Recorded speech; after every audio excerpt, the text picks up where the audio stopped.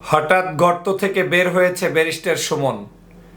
এতদিন লুকিয়ে থেকে নতুন করে মাঠে এসে কোটা বিরোধী আন্দোলনকে স্তব্ধ করে দিতে চায়, বন্ধ করে দিতে চায় এই ব্যারিস্টার সুমন।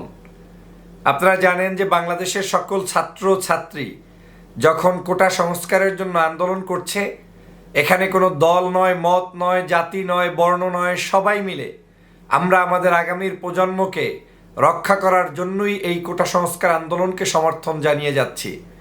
যখন সাধারণ শিক্ষার্থীরা আমাদের দিকে তাকিয়ে আছে, বাংলাদেশের যে প্রান্তে যেই থাকুক না কেন, ছোট হোক বড় হোক, সকল ধরনের সেলিব্রিটি, সকল ধরনের রাজনীতিবিদ, সকল ধরনের সমাজকর্মী, সকলের কাছে একটাই প্রত্যাশা, তারা কোটা সংস্কার আন্দোলনের শিক্ষার্থীদের সাথে থাকবে, তাদেরকে সমর্থন জানাবে।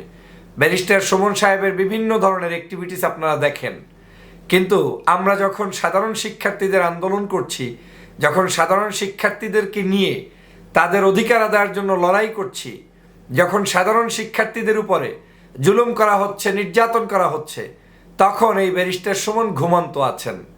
ঠিক তখনই তার ঘুম ভাঙল যখন তার নেত্রী শেখ হাসিনা তাকে ঘুম ভাঙালেন, বললেন যে সুমন, এখন তোমাকে জাগতে হবে, এখন তোমাকে কথা বলতে হবে। কারণ শেখ হাসিনার, আমি আগেই বলেছি, কতগুলো পলিসি আছে। কিছু আছে তার হিডেন সোলজার, যারা কাজ করে বিভিন্ন সময় বিভিন্ন কারণে তাদেরকে ডেকে নিয়ে আসে। কিছু আছে প্রকাশ্যে আপনার সাথে সরাসরি যুদ্ধে লিপ্ত হবে, আর কিছু আছে মাঝ বরাবর থেকে কাজ করে। এই মুহূর্তে সুমনকে শেখ হাসিনা মাঝ বরাবর রেখে কিছু কাজ করাচ্ছে, যেই কাজগুলো হয়তো আপনার আমাদের সকলের ধারণার মধ্যে নাও থাকতে পারে। কিন্তু ব্যারিস্টার সুমন হচ্ছে বর্তমান শেখ হাসিনার চরম একজন টাটকা বড় মাপের দালাল।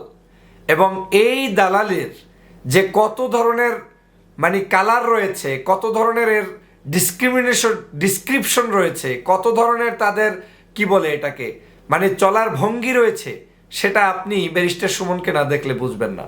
ব্যারিস্টার সুমন এখন এসেছে কোটা আন্দোলনকে 1 মাস স্থগিত করার প্রস্তাব নিয়ে। আবার এসেছে যে তোমরা আমার কাছে আসো, আমি প্রয়োজনে তোমাদের জন্য কোর্টে লড়বো। বাপরে বাপ, আপনি বিড়ালের কাছে মাছের কাটা বর্গা দিয়ে যাবেন, তাই তো? আপনি ওনার কাছে দিয়ে যাবেন যে আপনার কোটা বিরোধী আন্দোলনের জন্য, যে আমার এই কোটা দরকার, আপনি কোর্টের মাধ্যমে আমাকে উকিল হয়ে আমার পক্ষে দাঁড়ান। আর আপনি ব্যারিস্টার সুমন দাঁড়াবে, আর সেই রায়ে আপনি কোটা সংস্কার হয়ে যাবে। এই চিন্তা কিভাবে আসে বাংলাদেশের মানুষের?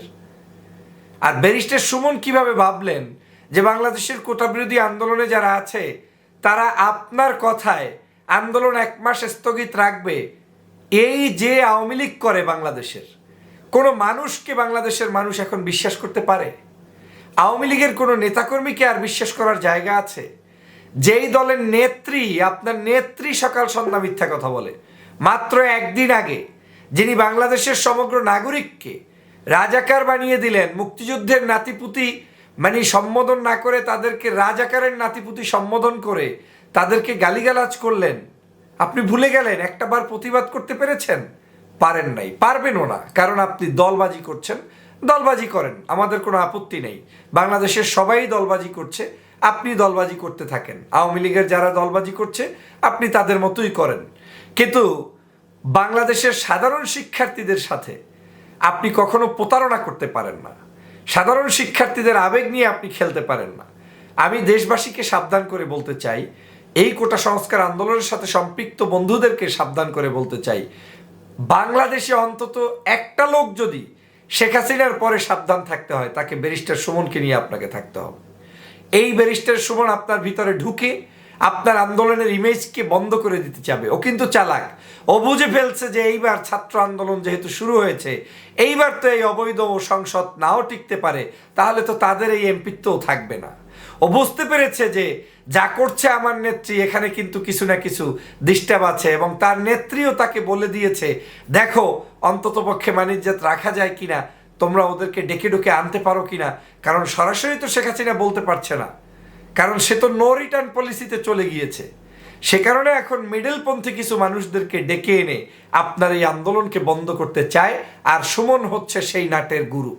অতএব ব্যারিস্টার সুমনের এই প্রস্তাবের আমি ধিক্কার জানাই, নিন্দা জানাই।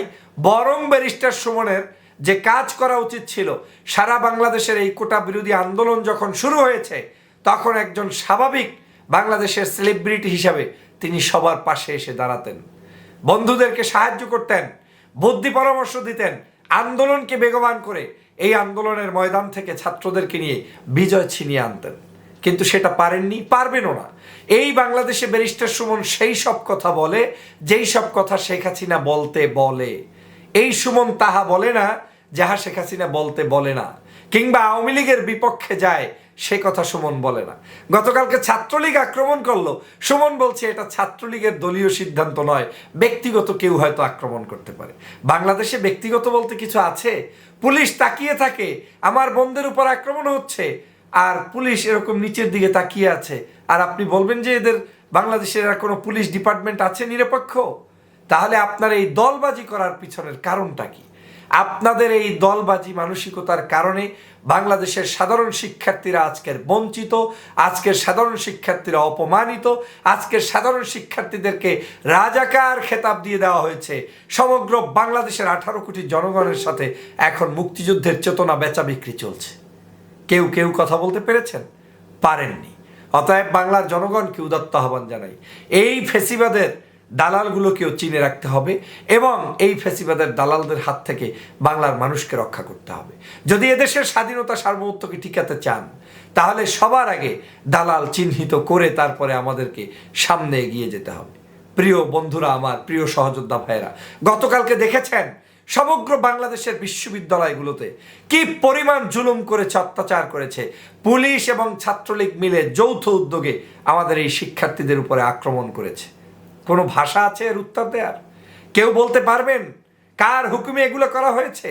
সকাল সন্ধ্যা প্রত্যেকটা মন্ত্রী এমপি বিবৃতি দিচ্ছেন ছাত্রদেরকে সন্ত্রাস বানিয়ে দিয়ে, ছাত্রলীগ তাদের কাছে লেলিয়ে দিয়ে।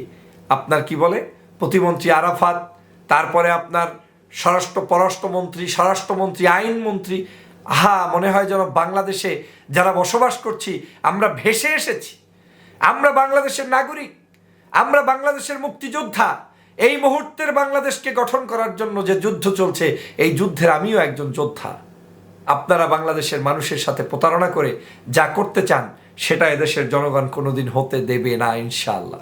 অতএব আসুন প্রিয় ভাইয়েরা, প্রিয় বোনেরা, ফেসিবাদের যারা যারা নাটের গুরু নাড়াচ্ছে, ফেসিবাদের সাথে যারা ষড়যন্ত্র করে একাকার হয়ে যাচ্ছে, ওদের মুখোশ উন্মোচন করা দরকার। দুই একটাকে একটু সাইজ করতে পারলেই দেখবেন বাংলাদেশের বাকি সেলিব্রিটিগুলো ঠিক হয়ে যাবে। দেখেন না ইদানিং গত 2-1 দিনে আপনাদের আমাদের আন্দোলন এবং পোস্টের কারণে অনেক সেলিব্রিটি যারা কখনোই পোস্ট করতো না, কৌশলে এখন একটু হলেও এই শিক্ষার্থীদের পাশে দাঁড়ানো শুরু করেছে। আমার বিশ্বাস সুমনও যদি ঠিকমতো ডলাটা খায়, তাহলে সুমন বুঝবে কত ধানে কত চাল। ছাত্রদেরকে নিয়ে, যুব সমাজকে নিয়ে আর এই সকল প্রতারণার ছল কেউ মানবে না। সুমন, এখনো সময় আছে, সাবধান হয়ে যাও।